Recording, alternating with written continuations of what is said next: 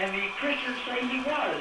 So I'm an atheist, by the way. I want up front, I'm an atheist, and I'm trying to resolve between these two people, great religions, the Islamics and the Christians.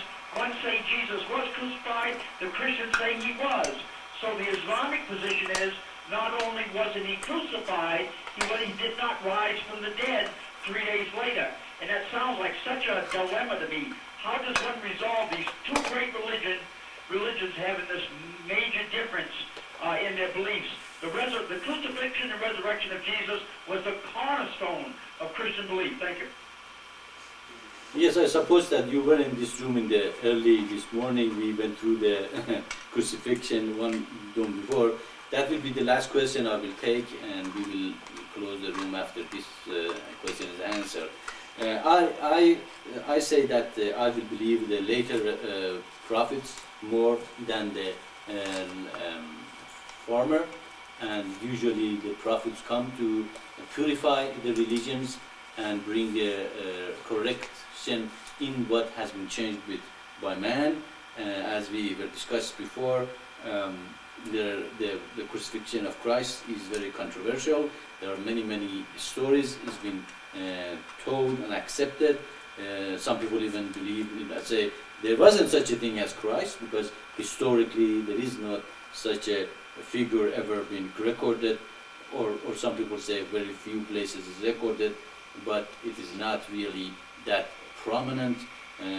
Of course, there is the monastery in India that they claim that Christ was with them and they know he was crucified and all that.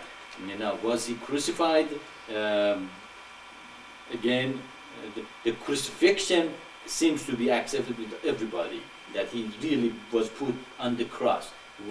Did he die when he was put on the cross? That is where the controversy comes from.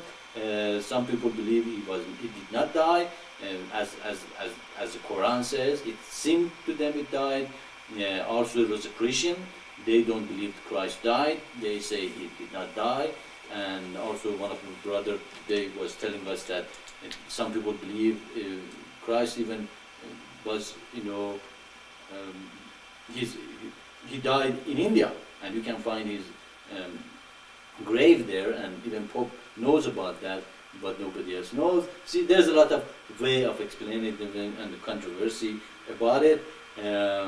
The most important, as I said to that brother, was his message.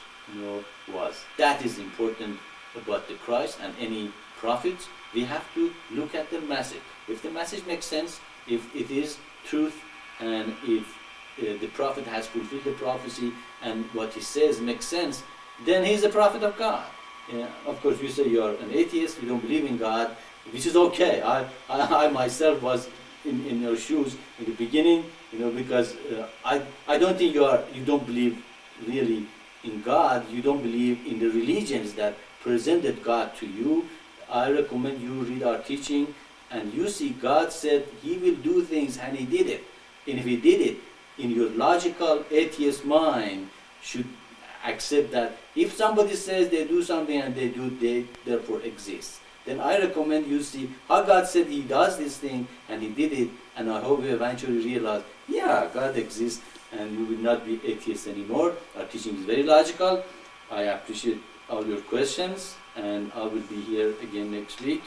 And believe me, it is very logical teaching, and I love to have atheists, agnostics, any religion. Actually, I think some of them even closer to God than those that believe they are in their traditional religion, and they just accepted the dogma as the truth. And I did not. That is why I am here. I did not accept the dogmas, and I rejected God, because what the God they presented to me was not a logical God.